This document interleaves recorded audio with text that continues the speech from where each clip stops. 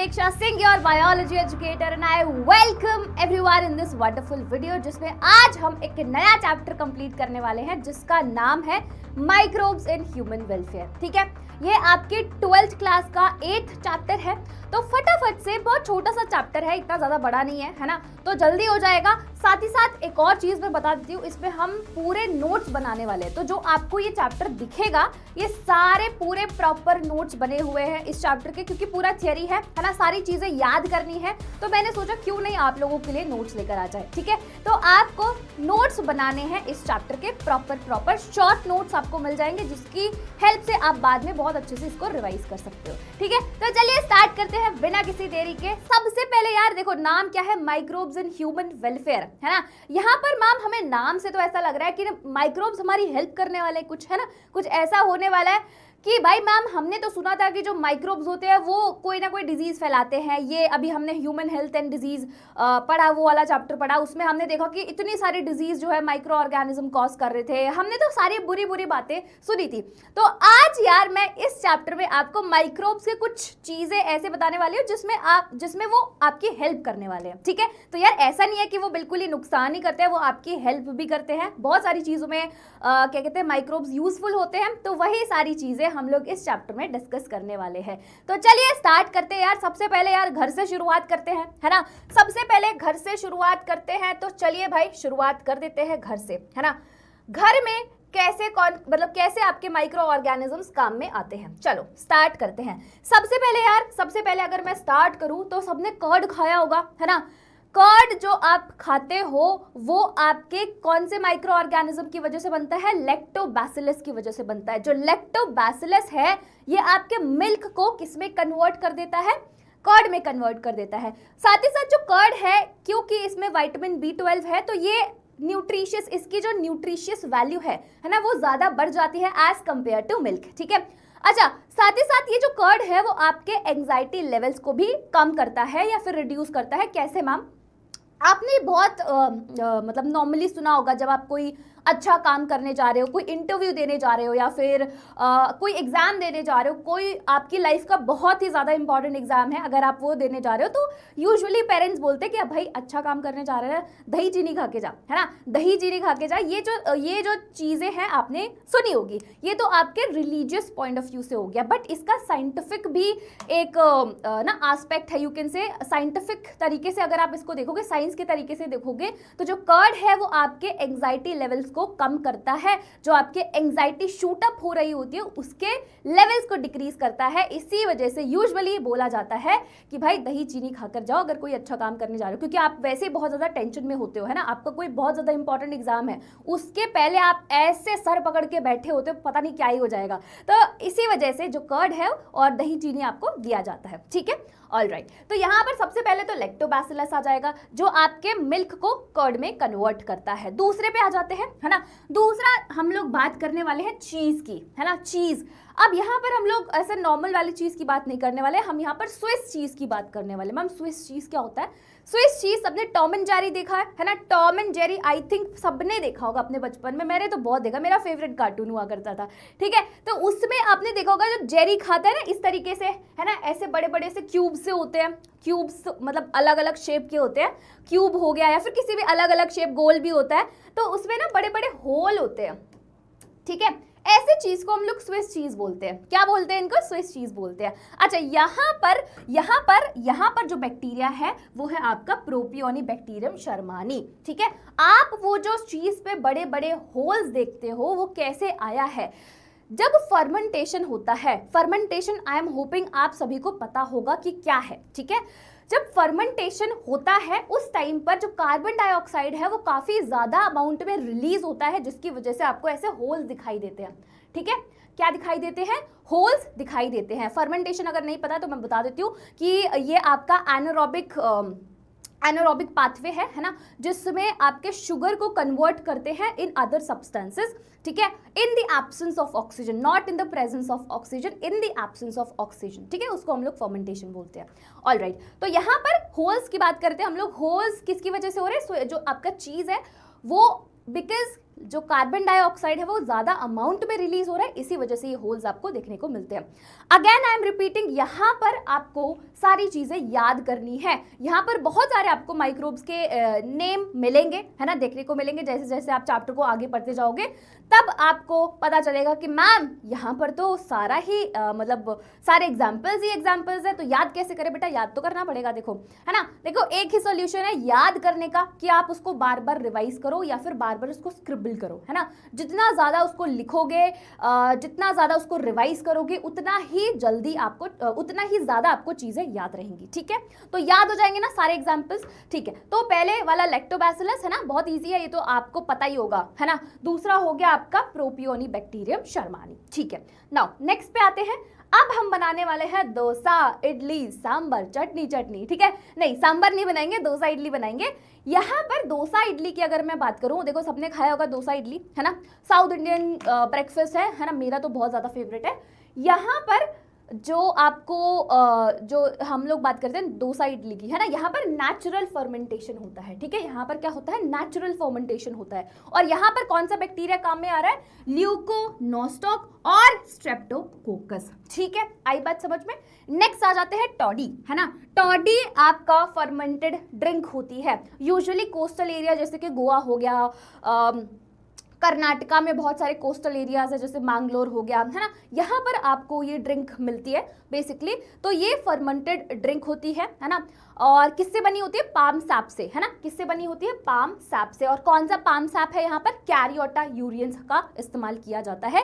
Usually ये traditional drinks होती है, यूजुअली आपको साउथ इंडिया में मिलेंगी, है ना, टॉडी देखने को मिलेंगी, पीने को मिलेंगी। ऑलराइट, तो ये हो गया आपके किसके बारे में, कुछ बैक्टीरियाज या फिर कुछ माइक्रो ऑर्गेनिजम्स या फिर कुछ माइक्रोब्स जो आपको हेल्प करते हैं, ठीक है। अच्छा, अब हम आ जाते हैं नेक्स्ट पे। नेक्स्ट इज रॉकफोर्ट चीज, ठीक है। नेक्स्ट इज रॉकफोर्ट चीज। अगर मैं रॉकफोर्ट चीज की बात करूं, देखो अभी तो हमने स्विस चीज पढ़ा था, है ना।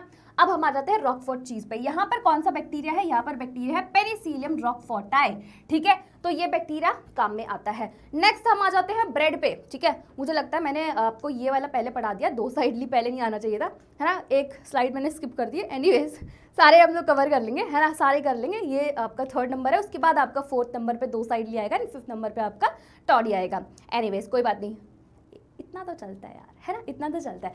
एनीवेज ब्रेड की बात करते हैं। तो यहाँ पर ब्रेड की अगर मैं बात करूँ तो यहाँ पर ईस्ट से बनता है। तो बेसिकली आप क्या करते हो, जब आप डो तैयार करते हो ब्रेड बनाने के लिए, तो उसमें उस डो में आप ईस्ट डाल देते हो, है ना।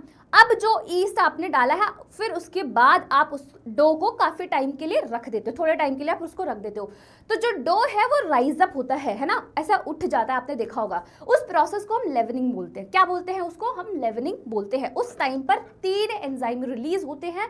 क्या नाम है उनका, जाइमेज, एमाइलेज एंड माल्टेज, ये 3 एंजाइम रिलीज होते हैं, ठीक है। आई बात समझ में। अच्छा, यहाँ पर जो हमने ईस्ट इस्तेमाल किया है वो है आपका सेक्रोमाइसिस सर्वाइसी, ठीक है, सेक्रोमाइसिस सर्वेसी, और इसको हम लोग बेकर्स ईस्ट भी बोलते हैं, ठीक है। क्या बोलते हैं, बेकर्स ईस्ट बोलते हैं।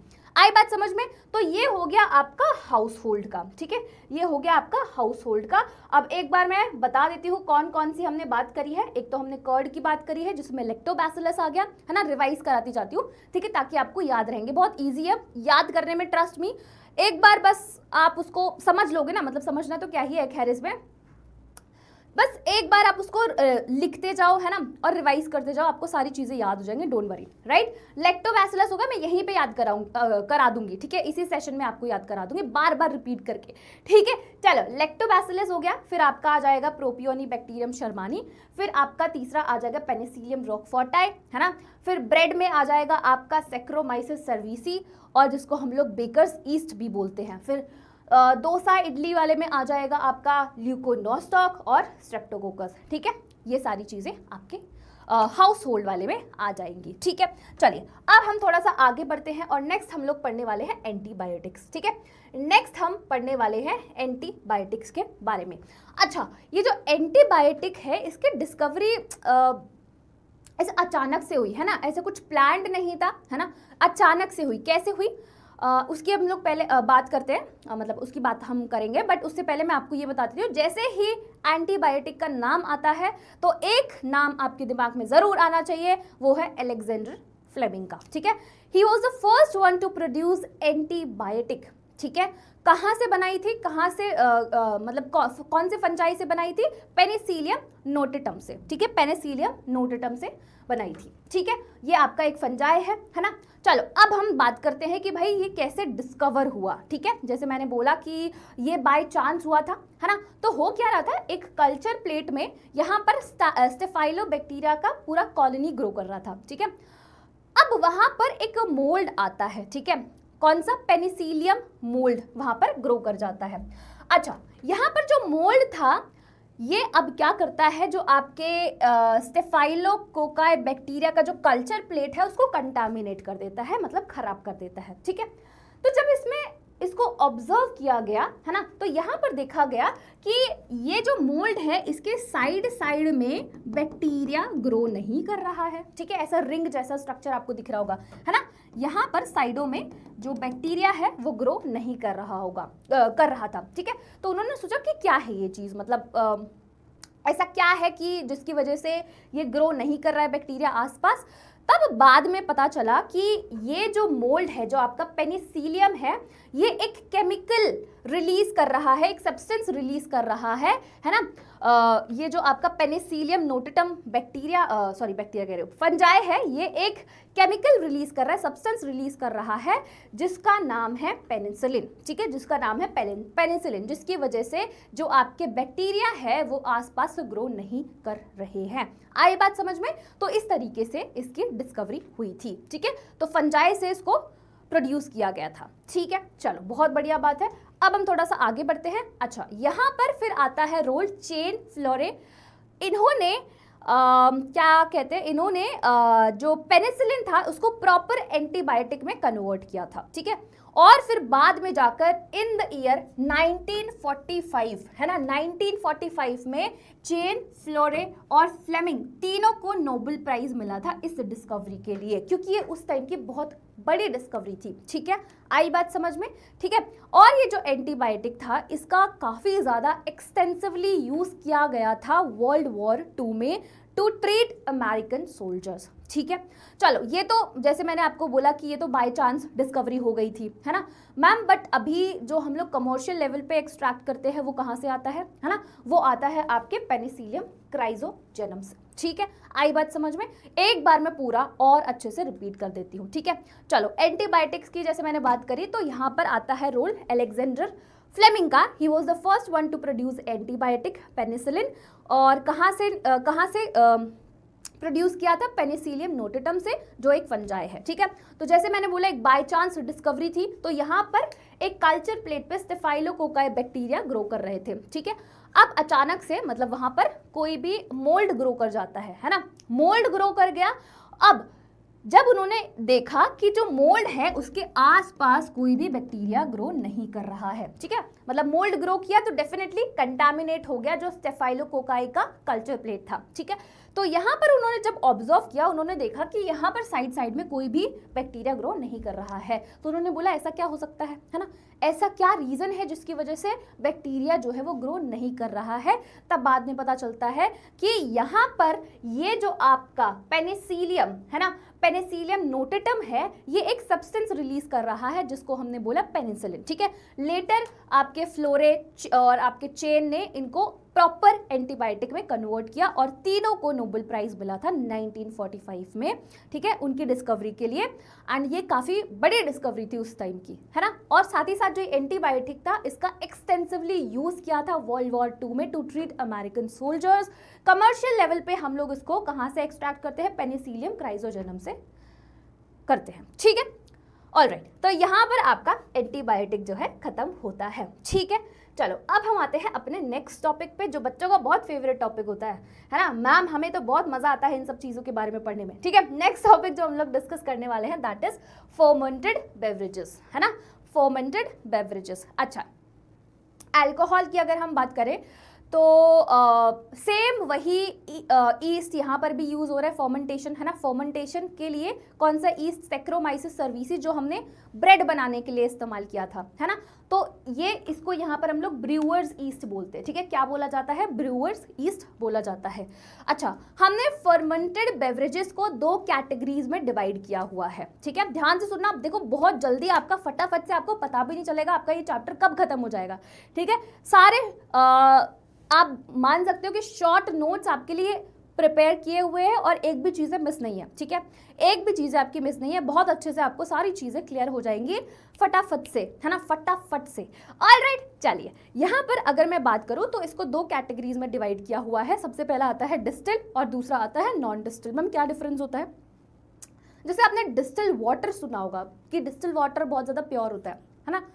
तो दैट मीन्स कि चलो अगर मैं डिस्टिल की बात करती हूँ, डिस्टिल फर्मेंटेड बेवरेजेस की बात करती हूँ, तो इनका फर्दर प्यूरिफिकेशन एंड डिस्टिलेशन होता है। वहीं पे नॉन डिस्टिल की अगर मैं बात करूं तो इनकी फर्दर प्यूरिफिकेशन नहीं होता है। इन फर्मेंटेड बेवरेजेस की फर्दर प्यूरिफिकेशन नहीं होता है, ठीक है। तो जैसे मैंने बोला 2 कैटेगरीज, तो एक तो नॉन डिस्टिल आ जाएगा आपका और एक डिस्टिल आ जाएगा। नॉन डिस्टिल में आपके पास बियर और वाइन है और डिस्टिल में आपके ये सारे विस्की, ब्रांडी, रम, जिन और वोडका, ठीक है।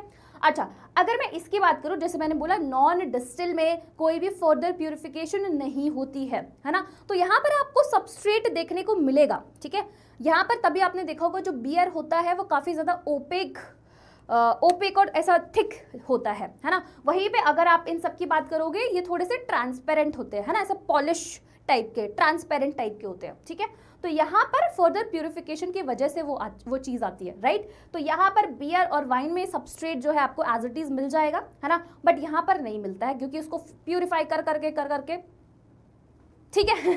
चलो नेक्स्ट आगे थोड़ा सा देखेंगे तो यहाँ पर बियर और वाइन का जो अल्कोहल परसेंटेज है इट इज लेस देन 13%। तो अगर आप बियर का देखोगे तो इट इज अराउंड 3 to 6% और अगर वाइन का देखोगे तो इट इज अराउंड 9 to 12%, है ना। तो जो नॉन डिस्टिल्ड आपके फर्मेंटेड बेवरेजेस होते हैं उसमें जो अल्कोहल परसेंटेज होता है it is always less than 13%। आई बात समझ में, है ना। अब हम डिस्टिल की बात करेंगे तो डिस्टिल में अगर आप देखोगे तो अल्कोहल परसेंटेज काफ़ी ज़्यादा होती है। जैसे कि अगर मैं विस्की की बात करूं तो विस्की में 50% है ना। और वहीं पे ब्रांडी को अगर आप देखोगे ब्रांडी इज अराउंड 60 to 70%। रम जो है आपका 40% होता है, उसमें अल्कोहल परसेंटेज इज 40%। वहीं पे जिन की अगर आप बात करोगे जिन इज 40% अगेन एंड वोडका जो है उसमें 60 to 80% होता है ना। ये फर्दर प्यूरिफाइड एंड इनका डिस्टिलेशन होता है, राइट।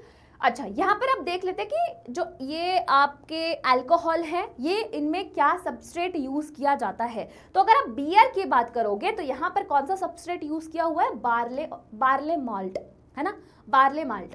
और वाइन में देखोगे तो फ्रूट जूसेस, ठीक है। विस्की में फर्मेंटेड सीरियल्स, ब्रांडी में फ्रूट जूसेस, रम में मोलासेस। मोलासेस बेसिकली होता है कि जो गन्ना देखा होगा, है ना। तो गन्ने का जब आप जूस निकाल लो तो उसके बाद जो आपको चीज़ मिलेगी, है ना, गन्ने का जूस आपने निकाल लिया, जो आपको व्हाइट कलर का जो बचा हुआ लेफ्ट ओवर चीज़ मिलता है दैट इज कॉल्ड मोलासेस, ठीक है। जिनमें राई malt and vodka is potato, ठीक है। वोडका में कौन सा सबस्ट्रेट यूज हुआ है? पोटैटो यूज हुआ है। All right, so I am hoping आपको ये सारी चीज़ें क्लियर हो गई होंगी बहुत ही अच्छे तरीके से। अगर क्लियर हो गई है तो हम लोग आगे बढ़ जाते हैं और नेक्स्ट टॉपिक जो हम लोग डिस्कस करने वाले हैं दैट इज ऑर्गेनिक एसिड्स।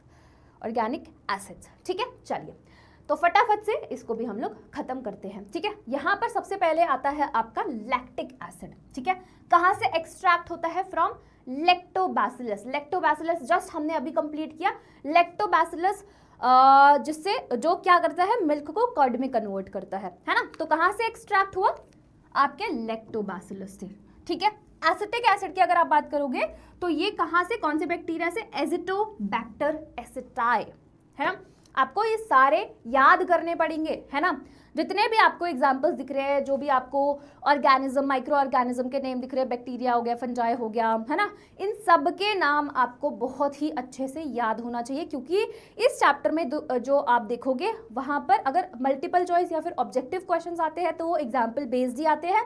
वैसे अगर सब्जेक्टिव क्वेश्चंस की बात करोगे तो उसमें भी आते हैं, है ना, बट सब्जेक्टिव क्वेश्चंस में इतने ज़्यादा इधर से नहीं पूछे जाते हैं। उसमें सब्जेक्टिव क्वेश्चंस में एक दो टॉपिक्स हैं जो अभी हम लोग आगे डिस्कस करेंगे, तो मैं बता दूंगी कि ये टॉपिक इंपॉर्टेंट है, यहाँ से क्वेश्चन पूछा जाएगा। ऑलराइट, चलिए बहुत बढ़िया, ठीक है। तो एसिटिक एसिड जैसे मैंने बोला एसिडोबैक्टर एसिटाइल, ये बैक्टीरिया है। Then next we have butyric acid, clostridium butylicum bacteria. फिर आता है सिट्रिक एसिड और gluconic acid, aspergillus niger fungus. याद हो जाएंगे नेम, है ना। तो लैक्टिक एसिड कहाँ से एक्सट्रैक्ट हुआ, लैक्टोबैसिलस से। Acetic acid acetobacter acetyl, butyric acid clostridium butylicum. Next we have citric acid और gluconic acid, aspergillus niger fungus. ठीक है, मैं बार बार इसीलिए रिपीट कर रही हूँ ताकि आप अभी जो भी बच्चा देख रहा है इस वीडियो को वो बार बार रिपीट करेगा तो उसको अभी याद हो जाएगा, ठीक है। और बाकी तो कसर आप लोग पूरी कर ही लोगे, है ना, रिवाइज करके, राइट। ठीक है, तो ये ऑर्गेनिक एसिड्स वाला जो टॉपिक है वो आपका खत्म हो जाता है। नेक्स्ट हम लोग पढ़ लेते हैं एंजाइम्स के बारे में, ठीक है। नेक्स्ट हम लोग क्या पढ़ने वाले हैं, एंजाइम्स के बारे में पढ़ने वाले हैं। चलिए आ जाइए। तो यहाँ पर हम लोग 4 प्रकार के एंजाइम्स के बारे में डिस्कशन करने वाले हैं कि उनका क्या क्या रोल होता है, क्या फंक्शन होता है। सबसे पहले आ जाओ लाइपेसेस पे, है ना। दूसरे पे आ जाओ एमाइलेज, तीसरे पे आ जाओ पैक्टिनेज एंड प्रोटीएसेस, एंड चौथा है आपका स्ट्रेप्टोकाइनेज।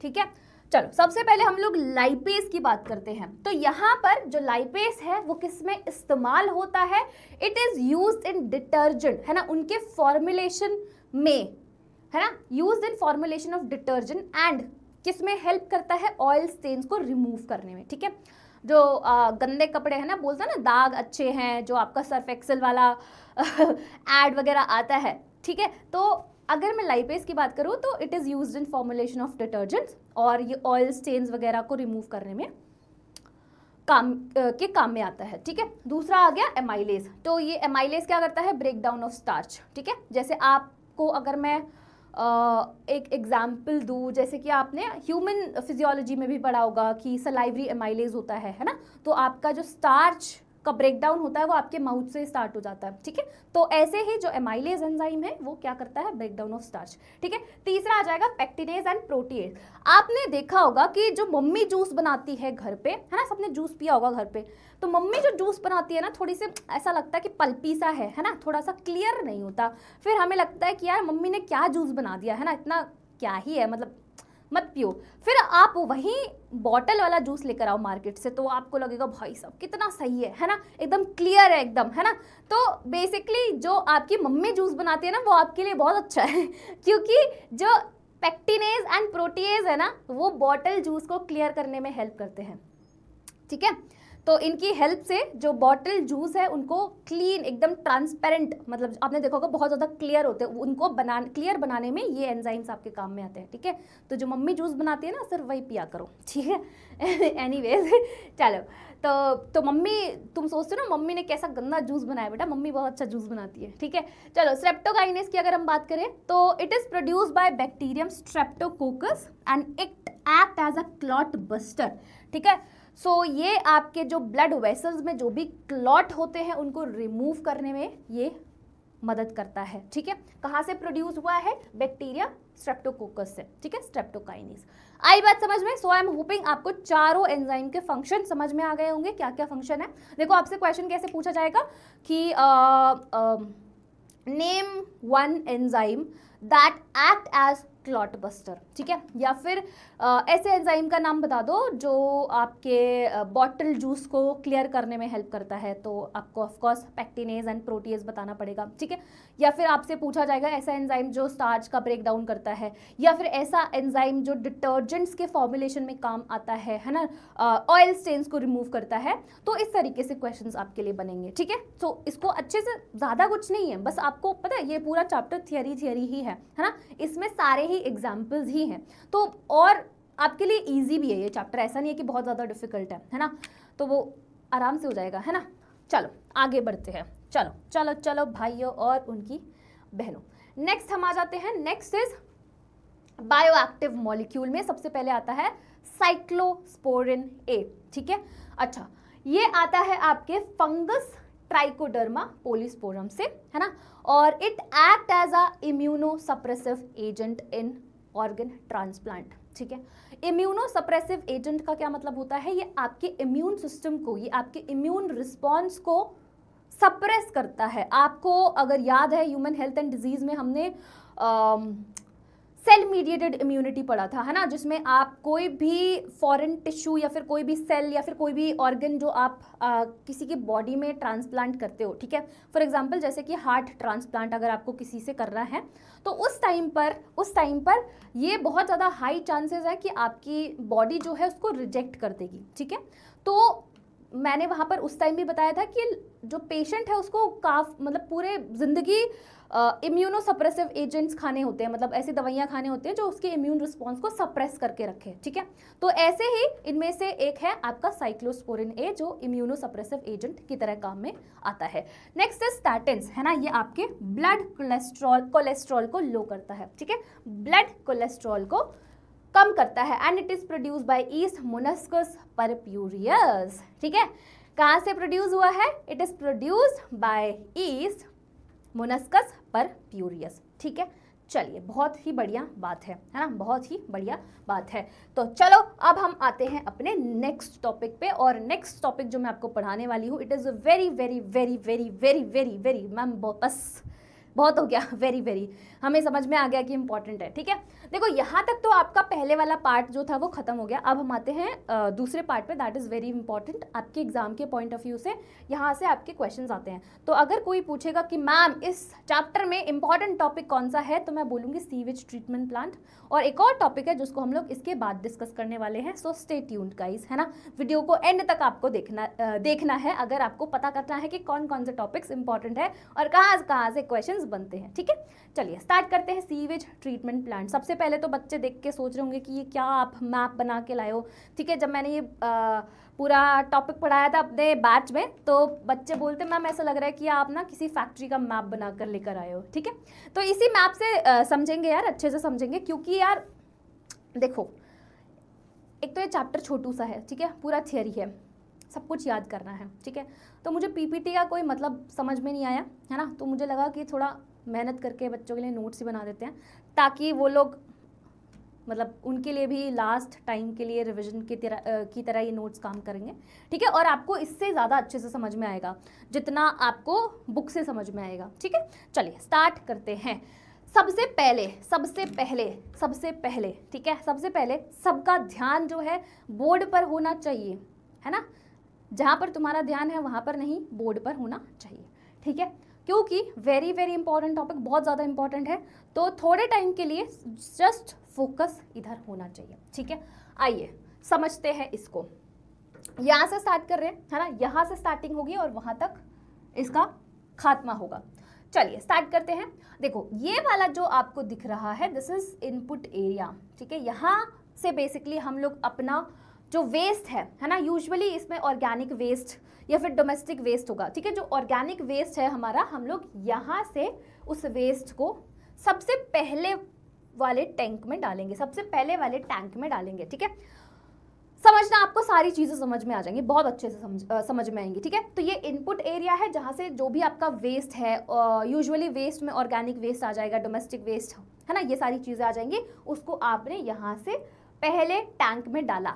ये जो टैंक है इसका क्या नाम है, प्राइमरी सेटलिंग टैंक है, ठीक है। ये जो टैंक आपको दिख रहा है ये है आपका प्राइमरी सेटलिंग टैंक। मैम इसमें क्या होगा, आपने अपना वेस्ट डाला और आप थोड़े टाइम के लिए उसको ऐसे ही रख दोगे, मतलब कुछ भी ऐसे डिस्टर्ब नहीं करोगे। तो आपने देखा होगा सेडिमेंटेशन का प्रोसेस, आप भी कर सकते हो ये चीज़ कि आप बहुत सारे पत्थर और प्लास्टिक वगैरह लो, पानी एकदम बड़े से बाल्टी में लो, है ना, उसमें आप डालो और थोड़े टाइम के लिए ऐसे ऐसे घुमाकर उसको ऐसे थोड़ी देर के लिए रख दो।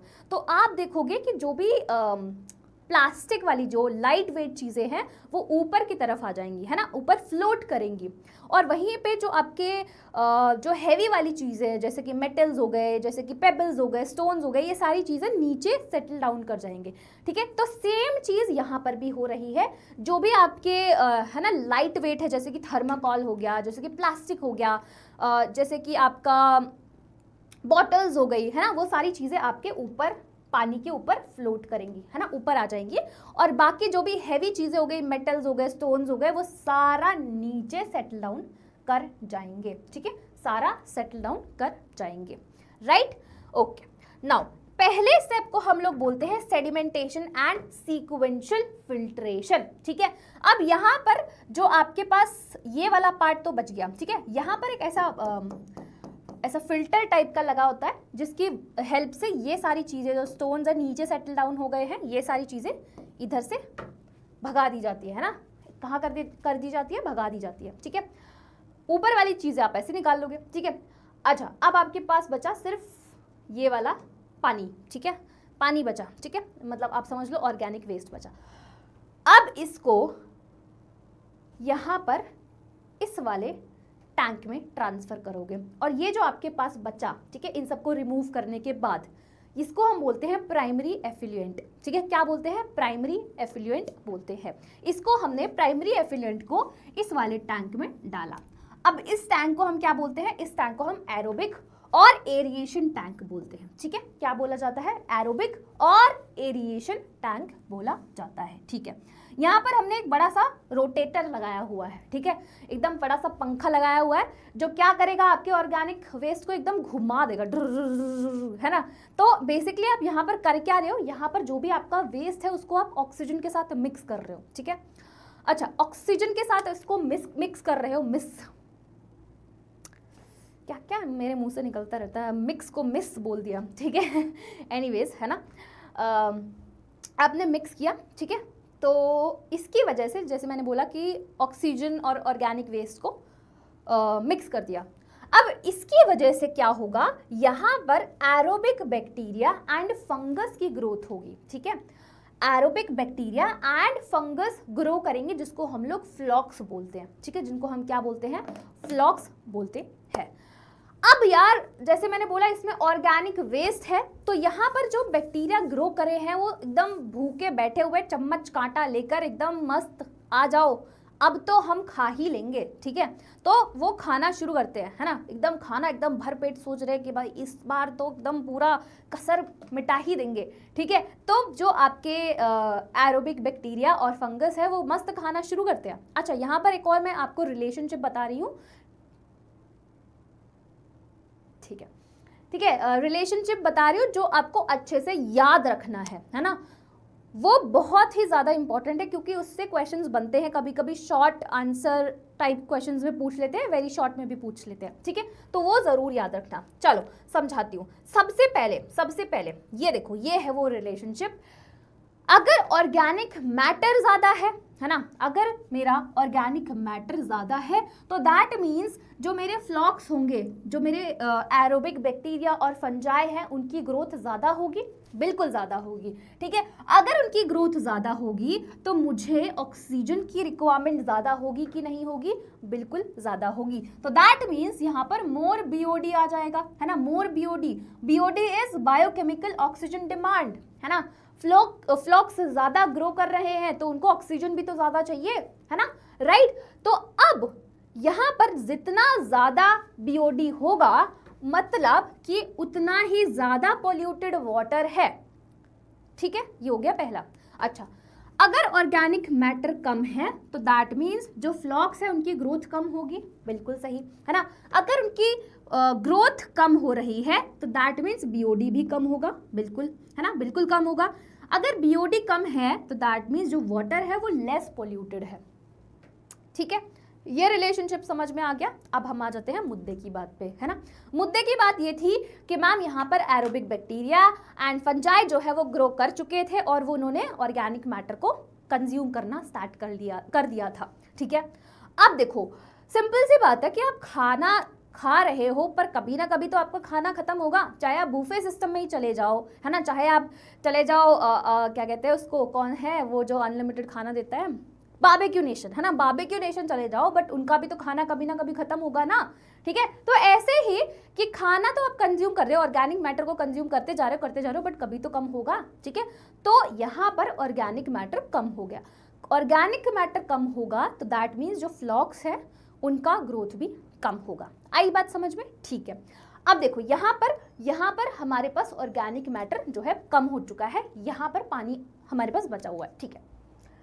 देखो अब मेरे पास ना दो रास्ते हैं यहाँ से, ठीक है। पहला रास्ता कि मैं इसको डायरेक्टली रिवर में छोड़ दूं, ठीक है, या फिर मेरे पास दूसरा रास्ता ये भी है कि मैं इसको टर्शरी ट्रीटमेंट के लिए भी ले जाऊं, ठीक है। अभी पहले सेकेंडरी ट्रीटमेंट जो है कंप्लीट कर लेते हैं, है ना, फिर उसके बाद टर्शरी ट्रीटमेंट की बात करेंगे। चलो देखो अब यहाँ पर जो पानी था, है ना, यहाँ पर जो पानी था इसको मैंने इधर ट्रांसफ़र कर दिया, ठीक है, यहाँ पर ट्रांसफ़र कर दिया है, ठीक है। अब यहाँ से मैंने क्या किया, यहाँ पर फ्लॉक्स थे, ठीक है, मतलब पानी तो इधर, इसको मैं जैसे कि मैंने बोला कि रिवर में ट्रांसफ़र कर सकते हो, यहाँ पर आपके पास फ्लॉक्स है, ठीक है।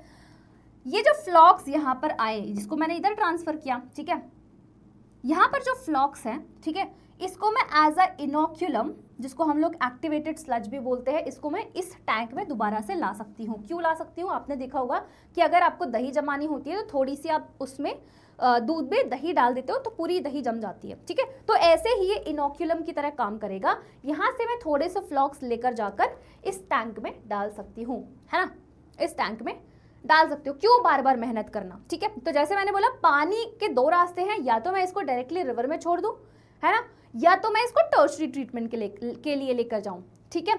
तो यार जैसे मैंने बोला कि देखो मेरे पास दो रास्ते हैं, या तो मैं इस पानी को भेज सकती हूँ रिवर के अंदर, या फिर मैं इसको टर्शरी ट्रीटमेंट के लिए भेज सकती हूँ, ठीक है। चल अब यहाँ पर वो ठीक है, हम लोग इसको टर्शरी ट्रीटमेंट के लिए भेज रहे हैं, रिवर में भेज रहे हैं, वो अलग बात है। जो बाकी का चीज़ बचा, जो फ्लॉक था, उसको हमने यहाँ पर इस वाले टैंक में ट्रांसफ़र करा दिया। अब यहाँ पर जो फ्लॉक आया, यहाँ से हमने थोड़ा सा फ्लॉक उठाया, है ना, एज अ इनोक्यूलम, और इसको हम लोग इस टैंक में ट्रांसफ़र करा देंगे। इसको हम बोलते हैं एक्टिवेटेड स्लज, जो इनोक्यूलम की तरह काम आएगा, ठीक है। क्यों हम बार बार मेहनत करें, है ना, कि पहले से ही हमारे पास बैठे हुए हैं भूखे बैक्टीरिया, तो हम लोग उनको इधर ट्रांसफ़र करा देते हैं, है ना, ठीक है। तो ये इनोक्यूलम की तरह काम करेगा। अच्छा ओके, अब ये जो बचा यहाँ पर बाग, थोड़ा तो मैंने इधर डाल दिया, थोड़ा जो बचा उसको मैंने डाला इधर, है ना, इस वाले टैंक में, जिसको हम बोलते हैं एनारोबिक डाइजेस्टर।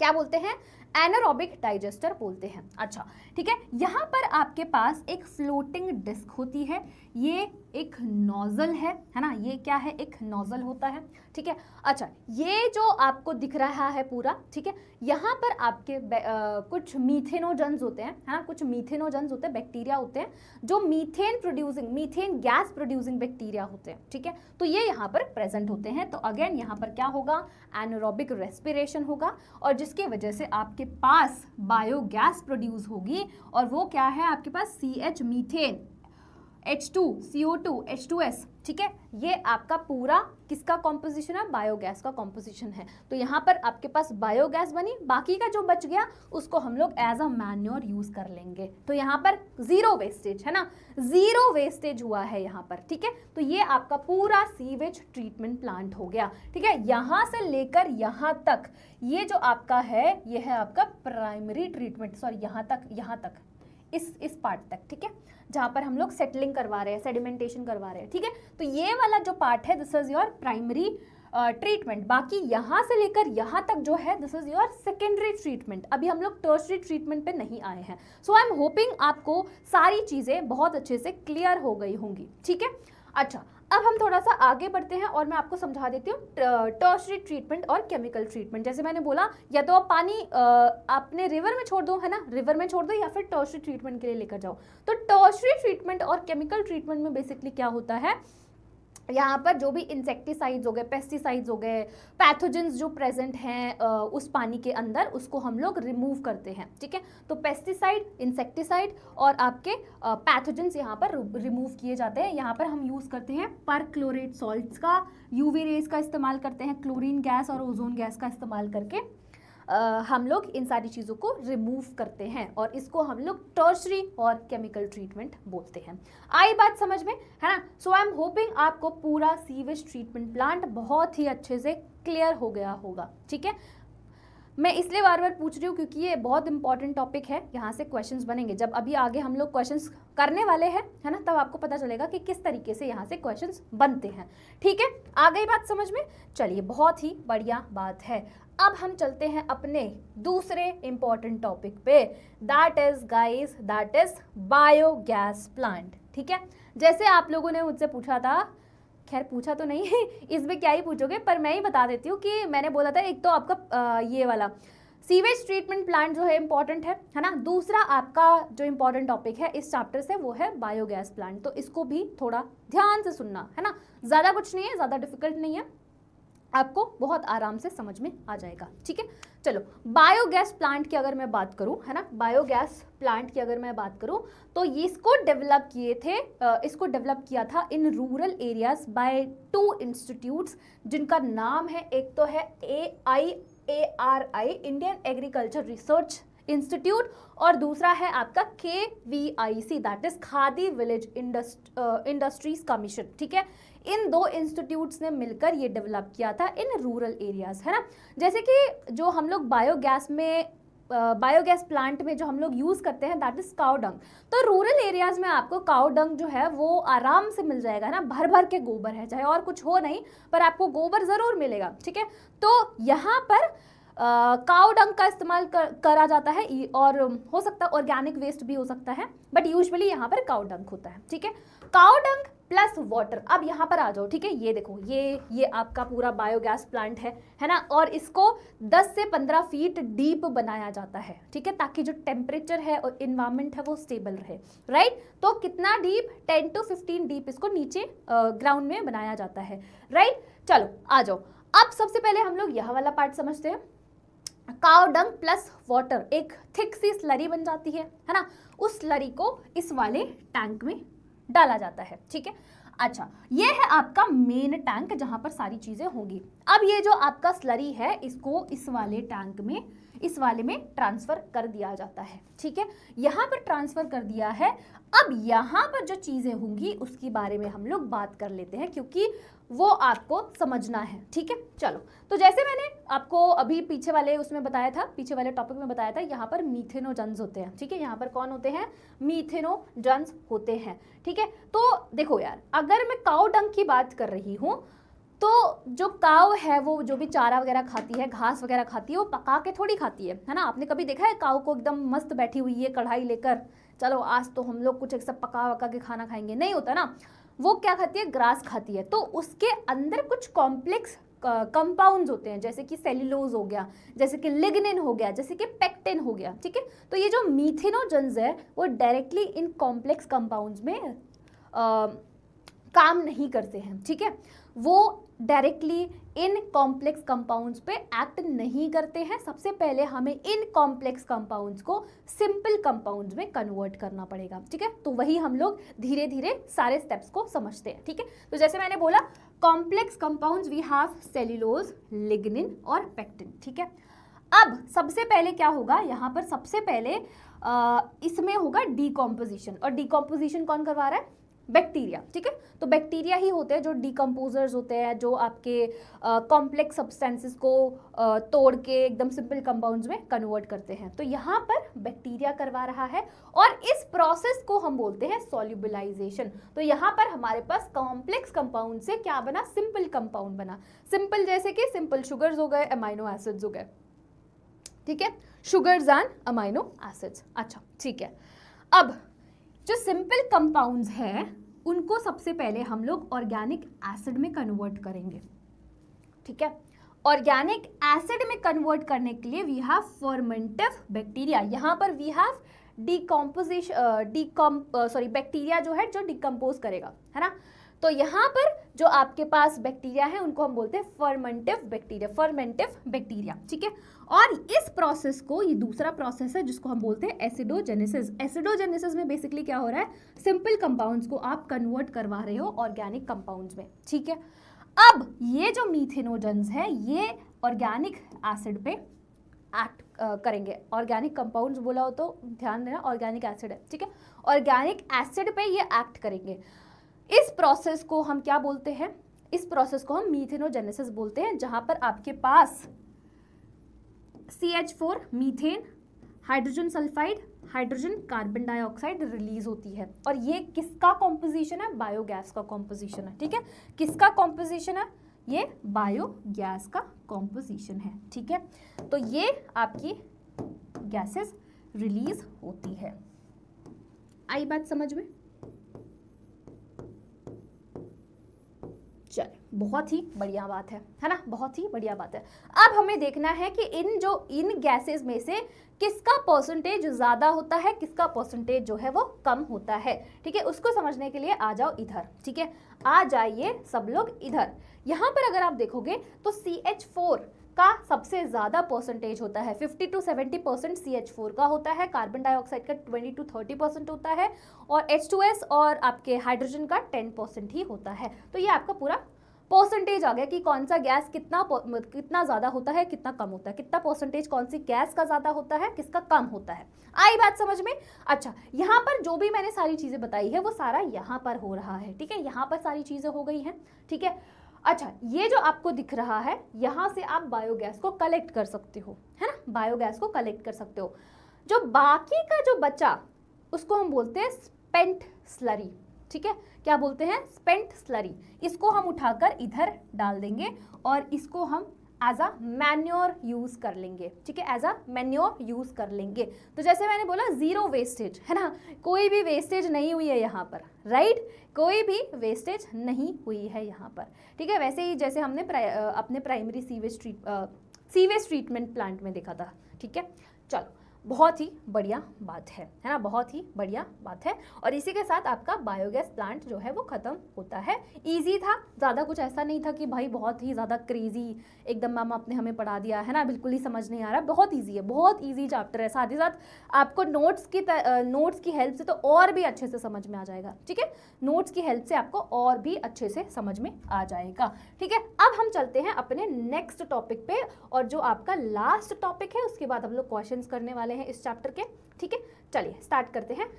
अब देखो यार, हमने घर की बात कर ली, हमने फर्मेंटेड बेवरेजेस की बात कर ली, हमने एंटीबायोटिक की बात कर ली है। अब हम माइक्रोब्स का क्या यूज होता है इन एग्रीकल्चर, उसके बारे में हम लोग डिस्कशन करने वाले हैं। तो यहाँ पर आपके पास दो चीजें आती है, एक आता है बायो कंट्रोल एजेंट और दूसरा आता है आपके पास बायो फर्टिलाइजर्स। ठीक है, सबसे पहले हम लोग बायो कंट्रोल एजेंट की बात करेंगे। ठीक है, उसके बाद हम बायो फर्टिलाइजर्स की बात करेंगे। चलो, तो यार अगर मैं बायो कंट्रोल एजेंट्स की बात करूं, देखो यार, एग्रीकल्चर में माइक्रोब्स का इस्तेमाल की अगर बात रही, देखो एग्रीकल्चर में बेसिकली हम लोग पेस्टिसाइड्स और इंसेक्टिसाइड्स, है ना, और इन सब केमिकल्स का इस्तेमाल करते हैं। जब हम इन सारे केमिकल्स का बहुत ही ज़्यादा यूज़ करेंगे तो जिसकी वजह से या तो एक तो हो पॉसिबिलिटी है कि वो आपके क्रॉप्स को ख़राब कर देगा। ठीक है, दूसरा ये होता है कि इनकी वजह से वाटर पोल्यूशन भी हो जाता है ना, सॉइल पोल्यूशन, वाटर पोल्यूशन भी होता है। ठीक है, तो जितना ज़्यादा हम इन केमिकल्स का इस्तेमाल कम कर सके, ठीक है, उतना ज़्यादा अच्छा है। तो उसमें इन माइक्रोब्स का रोल आता है। ठीक है, तो वही हम लोग अभी पढ़ने वाले हैं। तो सबसे पहले अगर मैं बायो कंट्रोल एजेंट की बात करूं तो यहाँ पर देखो एक पॉसिबिलिटी है ना, समझो इसको इस तरीके से समझो, है ना। मैं आपको एक अच्छा सा एग्जांपल देती हूँ कि भाई एक ना मेरे पास क्रॉप है, ये मेरा क्रॉप है ना, और इसको ना एक कीड़ा लग रहा है, ये वाला कीड़ा लग रहा है इसको। ठीक है, पर अगर इससे पूछा जाए तो ये इसका फेवरेट क्रॉप नहीं है, इस बेचारे को मिल रहा है। ठीक है, जैसे कि आपके घर में खाना नहीं बना है पर मैगी है, तो आपके पास कोई ऑप्शन नहीं है, आपको मैगी खानी पड़ेगी, पेट तो भरना है ना सबको, पापी पेट का सवाल है। ठीक है, तो ऐसे ही बेचारा, ये इसका फेवरेट क्रॉप नहीं है, ये बस खा रहा है क्योंकि इसके पास ऑप्शन नहीं है। ठीक है, और ये इसको कीड़ा लग रहा है। अब दो पॉसिबिलिटी है ना, मुझे इस कीड़े को डिस्ट्रैक्ट करना है। ठीक है, तो मैं क्या कर सकती हूँ, पहला, या तो मैं इसका जो फेवरेट क्रॉप है वो इसको दे दूँ। ठीक है, ठीक है, क्या करूँ कि ये मेरा क्रॉप है, इसके साइड में मैंने इसका फेवरेट क्रॉप लगा दिया है। अब ये इधर डिस्ट्रैक्ट हो जाएगा, इधर मेन क्रॉप को खराब नहीं करेगा। ठीक है, दूसरा पॉसिबिलिटी ये है कि या तो मैं इससे भी बड़ा इसका दुश्मन ले आऊँ जो इस कीड़े को खा जाएगा, इस कीड़े को मार देगा। है ना। तो वो ऐसा बोला जाता है ना कि दुश्मन का दुश्मन दोस्त होता है ना। तो वही वाला सीन है, या तो मैं इससे बड़ा कीड़ा लेकर आ जाऊँ जो इसको मार गिराएगा, ठीक है। 2 पॉसिबिलिटीज है, ठीक है। आई बात समझ में। तो यही चीज हम लोग डिस्कस करने वाले हैं इस टॉपिक में, ठीक है। बायो कंट्रोल एजेंट में हम लोग यही चीज डिस्कस करने वाले हैं। आइए देखो जो हम लोग बायो कंट्रोल एजेंट्स की बात करेंगे ना, इनका जो स्पेक्ट्रम होता है वो भी नैरो होता है। अगर आप इन सब केमिकल्स का इस्तेमाल करते हो, फर्टिलाइजर्स का इस्तेमाल करते हो, इंसेक्टिसाइड्स का इस्तेमाल करते हो, तो उनका ब्रॉड स्पेक्ट्रम होता है। ब्रॉड स्पेक्ट्रम का क्या मतलब होता है? ब्रॉड स्पेक्ट्रम का मतलब होता है कि चलो उनको तो मारेंगे, इंसेक्ट कीड़े वीड़े को सबको तो मारेंगे वो, बट साथ ही साथ कुछ और चीज़ों को भी मार देंगे, जैसे कि कुछ और जो माइक्रो ऑर्गेनिजम्स है ना, कोई और इंसेक्ट है जिनका कोई दोष नहीं है, वो बेचारे बस बैठे थे, है ना। कुछ ऐसे भी माइक्रो ऑर्गेनिजम्स होते हैं जो उनके फायदे के लिए, क्रॉप के फायदे के लिए, तो उनको बेनिफिट मिलता है उनसे। तो उनका ब्रॉड स्पेक्ट्रम होने का मतलब है कि वो जितने भी माइक्रो ऑर्गेनिजम्स हैं आसपास सबको खत्म कर देंगे, दैट इज ब्रॉड स्पेक्ट्रम, ठीक है। एक पर्टिकुलर चीज के लिए नहीं, है ना। अगर एक पर्टिकुलर चीज को मार रहे हैं, दैट इज नैरो स्पेक्ट्रम, कि भाई ये है, ये कीड़ा इसी को ही खत्म करेगा, राइट। उसको हम लोग नैरो स्पेक्ट्रम बोलते हैं। तो अगर मैं यहाँ पर सबसे पहले एग्जांपल की बात करूँ, लेडी बर्ड, है ना। लेडी बर्ड जो है यूजुअली ये यूज की जाती है अगेंस्ट एफिड्स, है ना। एफिड्स के अगेंस्ट यूज की जाती है। दूसरे पे आ जाते हैं, दूसरा है ड्रैगन फ्लाइज। ड्रैगन फ्लाइज की अगर मैं बात करूँ, so they are used against mosquitoes, है ना, मस्किटोज के अगेंस्ट। तीसरे पे आ जाते हैं बैक्लोवायरस, अगेन इसका नैरो स्पेक्ट्रम होता है ना। ये इसको कैटरपिलर खाता है ना। और ये जो वायरस है इसके गट में जाता है और बूम, है ना, टिश्यू डैमेज, ठीक है, एकदम फट जाता है, ठीक है। गट में एंटर करता है, अल्कलाइन पीएच होता है, और जिसकी वजह से जो पूरा गट का लाइनिंग होता है वो बर्स्ट हो जाता है और उसकी डेथ हो जाती है, ठीक है। तो ये आपके कुछ एग्जांपल्स हो गए। एक और बहुत अच्छा एग्जांपल है जो आप लोग बायोटेक्नोलॉजी में अच्छे से पढ़ने वाले हो, दैट इज बैसिलस थ्यूरिनजेनेसिस, ठीक है। बायोटेक्नोलॉजी में इसको अच्छे से आप उसके एग्जाम्पल को समझोगे, है ना, क्या है क्या नहीं है। अभी के लिए मैं आपको बता देती हूँ, बैसिलस थ्यूरिनजेनेसिस बैक्टीरिया है। पहले की बात कर रहे हैं हम लोग, जब आपका बायोटेक्नोलॉजी का इतना ज़्यादा इंपॉर्टेंस नहीं था, है ना। पहले जब ऐसा कुछ था नहीं, है ना, बायोटेक्नोलॉजी इतना ज़्यादा नहीं हुआ था, मतलब नाम नहीं हुआ था, ठीक है। तो जो बैसिलस थ्यूरिनजेनेसिस है ये बैक्टीरिया है ना। अब क्या होता है कि पहले हम लोग क्या करते थे, इनके स्पोर्स को स्प्रे करते थे प्लांट्स पे, ठीक है, and these spores were used against bollworms, ठीक है। अब हम क्या करते थे, उसको स्प्रे किया, तो जहां पर वो स्पोर्स गिरे और जो भी कैटरपिलर खाएगा उसको, है ना, जो भी इंसेक्ट खा रहा है उसको, उसके गट में एंटर कर गए, ठीक है। गट लाइन में एंटर कर जाएंगे, क्योंकि गट लाइन जो है उनका अल्कलाइन होता है, जिसकी वजह से ये अपना क्राई जीन एक्टिवेट करते हैं। क्राई जीन एक्टिवेट होगा तो क्राई प्रोटीन बनाएगा, क्राई प्रोटीन बनाएगा तो आपका जो एपिथेलियल होता है वो पूरा बर्स्ट हो जाएगा, ठीक है। सो इस तरीके से वो मारते हैं, right.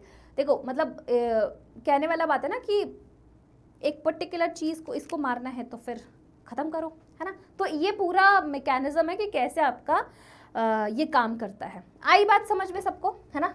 So I am hoping आपको सब कुछ समझ में आ गया होगा बहुत ही अच्छे से। अच्छा, एक और आपके एनसीईआरटी में एग्जाम्पल दिया हुआ है फंगस ट्राइकोडर्मा का, जिसका ब्रॉड स्पेक्ट्रम है। ब्रॉड स्पेक्ट्रम मैंने आपको बताया कि ब्रॉड स्पेक्ट्रम मतलब कि सबको ही मार गिराएगा भाई, जो जो उसके रास्ते में आएगा सबको मारेगा, चाहे वो दोषी हो चाहे ना हो, पर वो सबको मार गिराएगा। आई बात समझ में, है ना। चलिए, बहुत ही बढ़िया बात है। अब हम आ जाते हैं इस चैप्टर के आखिरी टॉपिक पे, दैट इज बायो फर्टिलाइजर्स, ठीक है। बायो फर्टिलाइजर्स ये आपके चैप्टर का आखिरी टॉपिक है, ठीक है। चलिए स्टार्ट करते हैं हम इसको, है ना, स्टार्ट करते हैं। देखो बायो फर्टिलाइजर्स में हम लोग पढ़ने वाले हैं साइनोबैक्टीरिया के बारे में, है ना। साइनोबैक्टीरिया के बारे में पढ़ने वाले हैं, दूसरा बैक्टीरिया के बारे में पढ़ने वाले हैं, तीसरा फंजाई के बारे में पढ़ने वाले हैं, ठीक है। सबसे पहले हम लोग बात कर लेते हैं साइनोबैक्टीरिया की, है ना। साइनोबैक्टीरिया, और इसको हम लोग ब्लू ग्रीन एल्गी भी बोलते हैं, है ना। आपने बायोलॉजिकल क्लासिफिकेशन में पढ़ा होगा क्लास 11th के।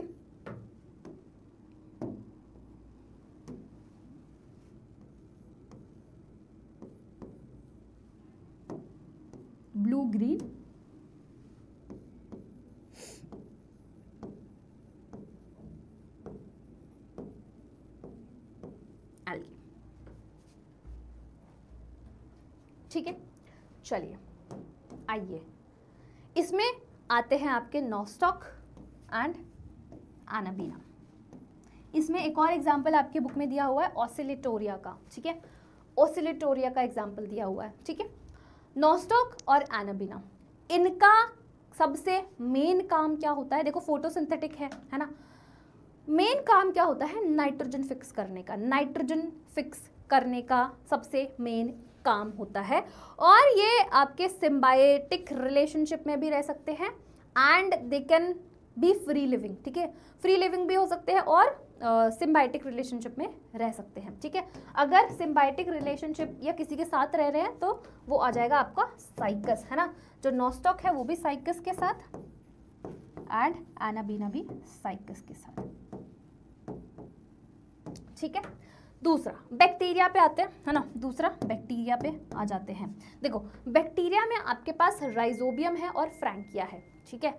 अगर मैं राइजोबियम की बात करूं तो ये भी नाइट्रोजन फिक्सेशन करवाता है और साथ ही साथ ये जो राइजोबियम है, जो बैक्टीरिया है, ये सिम्बायोटिक एसोसिएशन में रहता है किसके साथ? लेग्यूमिनस प्लांट के साथ, ठीक है, आई बात समझ में। और साथ ही साथ जो आपका फ्रैंकिया है ये सिम्बायोटिक एसोसिएशन में रहता है with non leguminous plant. Difference है दोनों में, ठीक है। ये आपके लेग्यूमिनस प्लांट के साथ सिम्बायोटिक रिलेशनशिप में रहता है और ये आपके नॉन लेग्यूमिनस प्लांट के साथ सिम्बायोटिक एसोसिएशन में रहता है, ठीक है। अब हम आते हैं अपने लास्ट पे, दैट इज फंजाई। फंजाई जो है यहाँ पर आपकी बुक में एग्जाम्पल दिया हुआ है माइकोराइजा का। देखो समझना मेरी बात, देखो जो फंजाई है ये आपका सिम्बायोटिक एसोसिएशन फॉर्म करता है किसके साथ? रूट्स ऑफ हायर प्लांट्स के साथ, है ना, जिसको हम लोग माइकोराइजा बोलते हैं। अब क्योंकि सिम्बायोटिक एसोसिएशन है, दोनों को एक दूसरे से बेनिफिट मिल रहा है, दोनों को एक दूसरे से फायदा मिल रहा है, तो फंजाई और ये दोनों कैसे एक दूसरे को हेल्प करते हैं? जो फंजाई है वो एब्जॉर्प्शन करवाता है ना, वाटर का एब्जॉर्प्शन करवाएगा, मिनरल्स का एब्जॉर्प्शन करवाता है, राइट। ऑल्सो ये आपके रूट को it protect from root pathogens, है ना, ये किससे प्रोटेक्ट करता है? रूट पैथोजन से प्रोटेक्ट करता है। वहीं पे जो रूट्स है वो क्या प्रोवाइड करता है? Food and shelter to fungi and that's how they help each other.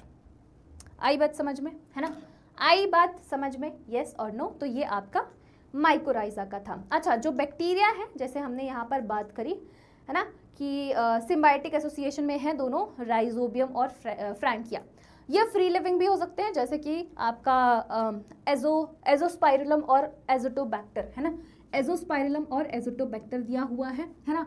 क्या काम है इनका? नाइट्रोजन फिक्सेशन का, है ना, नाइट्रोजन फिक्सेशन कराते हैं। ओके, चलो तो इसी के साथ साथ आपका ये पूरा चैप्टर जो है वो समाप्त होता है। सो आई एम होपिंग आपको सारी चीज़ें बहुत ही अच्छे से समझ में आई होंगी, ठीक है। तो अब हम थोड़े से क्वेश्चंस को सॉल्व कर लेते हैं। कुछ क्वेश्चंस मैं आपको सॉल्व कराऊंगी, कुछ क्वेश्चंस मैं आपको दे दूंगी, भाई खुद भी सॉल्व करो, है ना, खुद भी सॉल्व करो। सब्जेक्टिव क्वेश्चंस भी देखने वाले हैं एंड ऑब्जेक्टिव क्वेश्चंस भी देखेंगे, ठीक है। तो सबसे पहला क्वेश्चन आपके स्क्रीन के सामने ये रहा, है ना। पहला क्वेश्चन क्या बोलता है? Which of the following is an example of non-distilled alcoholic beverage produced by yeast? ठीक है, नॉन अल्कोहलिक पूछा, नॉन डिस्टिल्ड पूछा हुआ है, ठीक है। कौन सा इसमें से नॉन डिस्टिल्ड अल्कोहलिक बेवरेज है? ऑप्शंस है आपके पास beer, rum, whisky and brandy and the correct answer is beer, है ना। नॉन डिस्टिल्ड अल्कोहलिक बेवरेज में आपका बियर आता है ना। वाइन होता तो वाइन हम लोग टिक करते हैं, ठीक है। बाकी के आपके सारे डिस्टिल्ड है, डिस्टिल्ड अल्कोहलिक बेवरेज। तो ये आपका ए जो है वो करेक्ट आंसर आ जाएगा, ठीक है। आई बात समझ में? देखा, मैंने बोला था ना कि एग्जाम्पल्स पे ही क्वेश्चंस बनते हैं। जो भी ऑब्जेक्टिव क्वेश्चंस होते हैं वो सारे एग्जाम्पल्स के ही आते हैं। और सब्जेक्टिव में यूजुअली दो topic very important, that is sewage treatment plant और दूसरा है बायोगैस वाला, ठीक है। तो वो बहुत अच्छे से आप प्रिपेयर कर लेना। अभी मैं क्वेश्चंस भी करा देती हूँ थोड़े से, है ना। नाउ नेक्स्ट क्वेश्चन पे आ जाओ। Next is which of the following organism can not fix nitrogen? इसमें से कौन सा नाइट्रोजन जो है फिक्स नहीं कर सकता है, ठीक है। तो ऑप्शंस क्या है आपके पास? एजोटोबैक्टर, ऑसिलेटोरिया मैंने बताया आपकी एनसीईआरटी में दिया है, एक बार उसको रीड कर लेना। Anabaena, Volvox and E is the nostoc. Choose the correct answer from the options given below, ठीक है। तो यहाँ पे करेक्ट आंसर आपको चूज करना है। कौन सा इसमें से नाइट्रोजन फिक्स नहीं कर सकता है? तो डी आ जाएगा ना, डी डी वॉल्वोक्स है ना, तो यहाँ पर डी ओनली, डी ओनली, ठीक है, डी वाला आपका करेक्ट आंसर आ जाएगा, राइट है ना, इजी क्वेश्चन। चलो अगले क्वेश्चन पे आते हैं।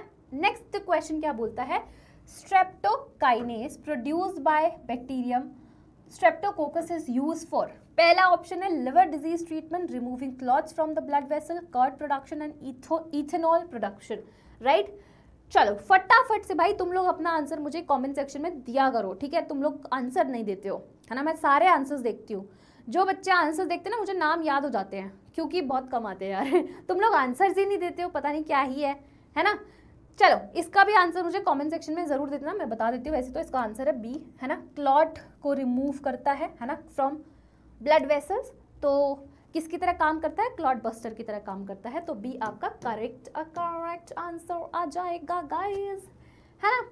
नाउ नेक्स्ट पे आते हैं। अब कुछ क्वेश्चंस मैं आपसे भी कराऊंगी, ऐसा नहीं है कि सारे मैं ही करूंगी, है ना। चलो चलिए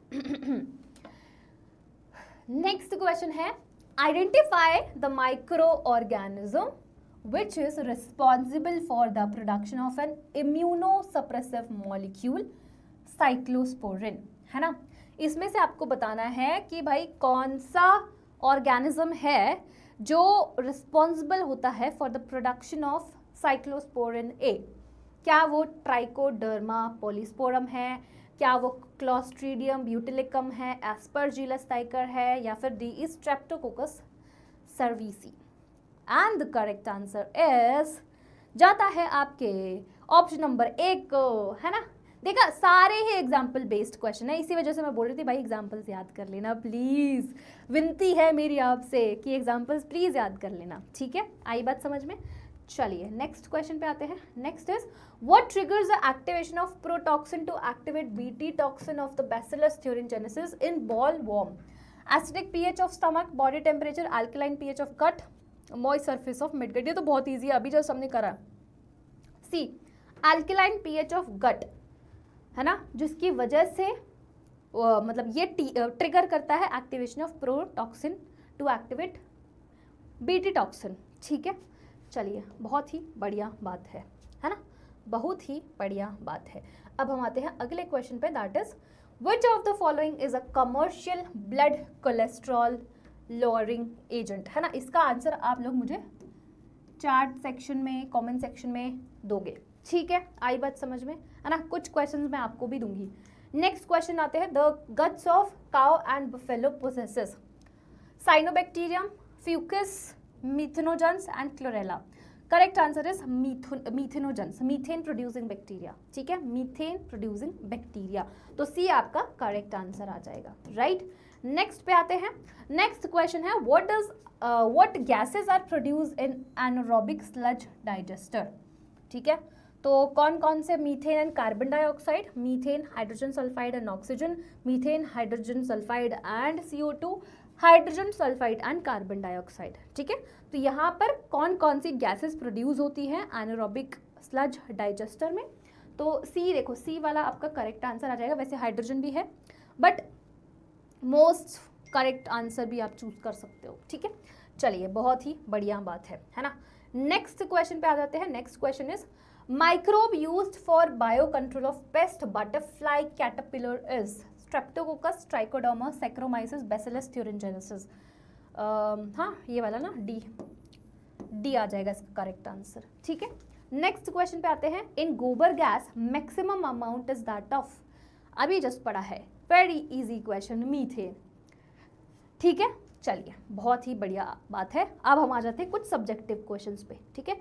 सब्जेक्टिव क्वेश्चंस को डिस्कस कर लेते हैं, उसके बाद ये आपका चैप्टर जो है खत्म हो जाएगा गाइस, खत्म, एकदम खत्म, ठीक है। चलिए देखो पहला क्वेश्चन क्या है, large quantities of sewage are generated every day in cities as well as in towns and are treated in sewage treatment plants to make them less polluting. Given below is the flow diagram of stages of STP. Study the flow diagram and answer the question that follow. पहला आता है primary effluent passed into large aeration tanks, effluent passed into settling tanks to form sediment. पहला question, why is primary effluent passed into the large aeration tanks, ठीक है। दूसरा question है, what is the sediment form refer to as, mention its significance, and third is explain the final step in settling tank before the treated effluent is released into the water bodies. ठीक है, now सबसे पहला answer हो जाएगा आपका कि जो aeration tank में ग्रोथ हुई है वो किसकी हुई है, एरोबिक माइक्रोब्स की, जैसे कि आपका बैक्टीरिया एंड फंजाई, जिसको हम बोलते हैं फ्लॉक्स, ठीक है, जिसको हम क्या बोलते हैं, फ्लॉक्स बोलते हैं। तो यहाँ पर पूछा गया है primary effluent pass into large aeration tank, why, क्यों, ताकि वहाँ पर फ्लॉक्स की ग्रोथ हो सके, है ना, तो आपका जो ऑर्गेनिक मैटर है वो कंज्यूम हो पाएगा, ठीक है, जो आपका ऑर्गेनिक मैटर, क्योंकि वो लार्ज पार्ट बनाता है, तो अगर वो कंज्यूम होगा तो आपके बीओडी कम होगा, बीओडी कम होगा तो आपका जो वाटर है वो लेस पोल्यूटिंग होगा, है ना, लेस पोल्यूटेड होगा, ठीक है। नेक्स्ट बी क्वेश्चन क्या है, what is a sediment form, उसको हम लोग क्या बोलते हैं, एक्टिवेटेड स्लज बोलते हैं। Refer to as, mention its significance, तो उसको हम लोग किसकी तरह, इनोक्यूलम की तरह काम कर की तरह वो किसकी तरह एक्ट कर सकता है, इनोक्यूलम की तरह एक्ट कर सकता है, ठीक है। तीसरा, explain the final step in the settling tank before the treated effluent is released into the water bodies, तो यहाँ पर जो बैक्टीरियल फ्लॉक्स हैं they are allowed to sediment, है ना, तो ये तीनों इसके आंसर्स हो जाएंगे। तो अब आपको समझ में आ रहा है ना किस तरीके से क्वेश्चंस पूछे जाएंगे, ठीक है। तो जैसे मैंने बोला था भाई 2-3 टॉपिक तो वेरी वेरी इंपॉर्टेंट, यहाँ से अगर इस चैप्टर से कोई भी क्वेश्चन आता है तो उन्हीं टॉपिक से ही आएगा, ठीक है, तो अच्छे से कर लेना यार, है ना। चलो नेक्स्ट क्वेश्चन पे आते हैं। नेक्स्ट क्वेश्चन क्या बोलता है, what is the role of cyanobacteria as biofertiliser, तो जो साइनोबैक्टीरिया है उसका क्या रोल होता है, तो आप बताओगे इसमें कि नाइट्रोजन फिक्सेशन में हेल्प करता है ना, एटमॉस्फेरिक नाइट्रोजन को फिक्स करता है, and also increase the organic matter of soil through their photosynthetic activity, ठीक है। नेक्स्ट क्वेश्चन पे आते हैं, draw a label sketch of a typical biogas plant, तो भाई बना देना यार, है ना, डायग्राम जो बनवाया है, यहाँ पर डंग वाटर आता है, यहाँ पर आपका स्लज जो भी बचा कुचा है, यहाँ पर ये मेन टैंक बना देना, है ना, यहाँ पर एक नोजल बना देना, और यहाँ पर फ्लोटिंग डिस्क बना देना, जो भी गैस होती है जो बनती है उसकी वजह से जो डिस्क होती है वो राइज करती है। अच्छा ये चीज़ मैं आपको नहीं बताई उधर, ठीक है, वहाँ पर एक फ्लोटिंग डिस्क होती है, जैसे ये दिख रहा है ना आपको, यहाँ पर तो सारी चीज़ें हुई, गैस वगैरह बनी, तो जब गैस वगैरह बनती है तो उस टाइम पर जो फ्लोटिंग डिस्क है ऊपर की तरफ राइज होती है ना, तो दैट वो भी आप ऐड कर लेना उसमें, ठीक है। हाँ ये सारी चीज़ें आपको ऐसा डायग्राम बनाना है, ठीक है, तो डायग्राम की प्रैक्टिस कर लेना अपने, सीवेज ट्रीटमेंट प्लांट की नहीं बनाना, जो मैंने बनवाया वो नहीं बनाना प्लीज़, है ना, मतलब उसमें बेसिकली आपसे पूछा जाएगा प्राइमरी ट्रीटमेंट, पूरा प्रोसेस पूछ लेंगे, सीवेज ट्रीटमेंट प्लांट का पूरा प्रोसेस क्या होता है ना, या फिर ऐसे क्वेश्चंस आ सकते हैं, एक्टिवेटेड स्लज क्या होता है, प्राइमरी एफ्लुएंट क्या होता है, बीओडी वाला रिलेशनशिप जो होता है वो पूछेंगे पक्का, ठीक है, मतलब मैं पॉसिबिलिटीज बता रही हूँ किस तरीके से क्वेश्चंस बन सकते हैं, आई बात समझ में, ठीक है। चलिए नेक्स्ट क्वेश्चन पे आते हैं। अगला क्वेश्चन क्या बोलता है, name the bacterium responsible for the large holes seen in the Swiss cheese, what are these holes due to, ठीक है, तो यहाँ पर बैक्टीरियम का नाम बताना है, दैट इज प्रोपियोनी बैक्टीरियम शर्मानी, और यहाँ पर जो होल्स होते हैं किसकी वजह से होते हैं, बिकॉज ड्यूरिंग फर्मेंटेशन बहुत ज़्यादा अमाउंट में कार्बन डाइऑक्साइड रिलीज होता है, जिसकी वजह से ये होल्स आपको देखने को मिलते हैं, ठीक है। Next, during the secondary treatment of the primary effluent, how does the significant decrease in BOD occur, very good question, you are a very good question, ठीक है। देखो आ गया ना क्वेश्चन, बताया था ना मैंने, है ना, देखो सेकेंडरी ट्रीटमेंट के टाइम जो एरिएशन टैंक्स में allow the vigorous growth of useful aerobic microbes, ठीक है, जिसको हम लोग फ्लॉक्स बोलते हैं, that means masses of bacterial cells in association with fungal filaments forming mesh like structure. As they grow, microbes consume a major part of the organic matter in the effluent, so BOD is significantly reduced. या फिर आप उस तरीके से भी explain कर सकते हो कि अगर ज़्यादा ऑर्गेनिक मैटर है तो ज़्यादा आपके फ्लॉक्स ग्रो करेंगे, तो ज़्यादा बीओडी होगा, तो फिर आपका मोर पोल्यूटेड वाटर होगा, ठीक है। अब अगर कम होगा